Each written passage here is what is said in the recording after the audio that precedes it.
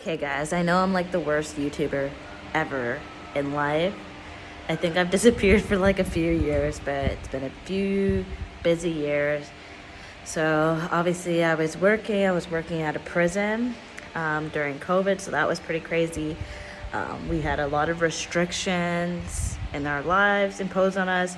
At one point, we were even put onto a public health order, which is like a very strict order. So like if you breach a public health order, it's pretty much like jail. Like at one point, they didn't even want to let us go to get our own gas, but they had to revise the order because they realized that everyone drove and then none of us would be able to come to work if we can't pump our own gas. We weren't allowed to leave our house for like a few weeks other than to go to work. Like we weren't allowed to go grocery shopping, everything like that. But anyways, that's not even the reason why I'm making this video here. The reason I'm making this video is I have some exciting news.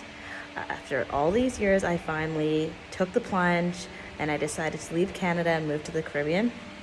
So, and not just me came, I had to figure out how to get my large dog, who's like 75 pounds, over here as well.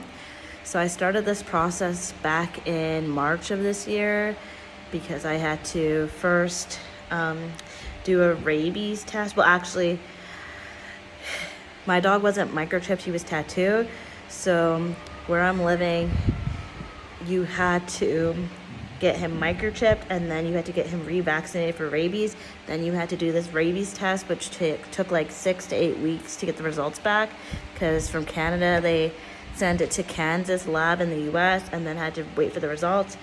Then I had to fill out this preliminary application and send it to the island, and then they had to tell me whether I could proceed or not.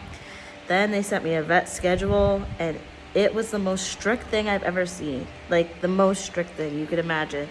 So you would have to tell them like what day you're gonna be flying in, and then they give you the schedule. So like between July 1st and July 5th, you have to do step A, and then the next one would be like July 5th is the earliest date you can do step 2 to July 14th. And then the third vet visit was July 14th was the earliest to July 20th.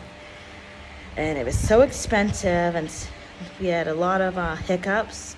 So my dog ended up testing positive for Giardia, so I had to get a medication and then hope that it would work in time to get the second fecal test, which it obviously did because we're here on the island now. And I was initially supposed to move into a house that I bought with my mom, but the bank was so slow that they delayed it by like months. So we were supposed to get possession in like May, and I couldn't wait any longer because the vet stuff for my dog, like everything had to line up. So we came and we're staying with family now in a different part of the island. And then when our house is finally ready for possession, we will go to our house. It's a very different vibe at the two houses. So right now I'm staying at a huge place with like a huge piece of land. And yeah, very country. So very big culture shock so far, because at home in Canada, I'm used to just, I'm hungry, I don't feel like cooking, I just Uber eat something to the house, or I just hop in my car and go to the grocery store, which is so close. Which here it's totally different because I don't have a car yet, and they don't have like a big grocery store because I'm staying in like a smaller place. And obviously no Uber Eats, not a lot of fast food. They do have a KFC where I am at, and let me tell you, KFC is like amazing here on the island compared to Canada. I don't know what they do differently, but it's like real chicken. And but one of the things that's like the biggest culture shock out of everything is there's a whole bunch of stray little animals, but mostly dogs. Like I've seen a few cats, and it is so sad because most of them have ticks, mites, they're starving. I even saw one who was scavenging for food before. They got a machete in the head, which is, the wound is healed, but like you can still tell. And it's just really hard. They're very skittish, and I wish that there was something that I could do. Like I wish I could raise money or something and then treat them for ticks and mites. And my ultimate dream would be to bring a lot of them to the vet to get them fixed so that this problem doesn't continue through several generations.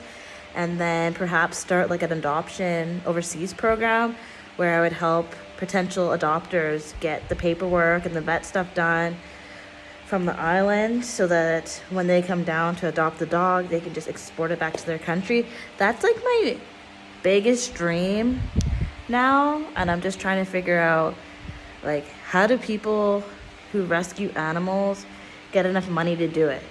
Or else, if I had endless money, I'd be rescuing every single animal here. But anyways, thank you so much for watching, and stay tuned. I'm going to be going on a lot of adventures on the island. And thank you for your support.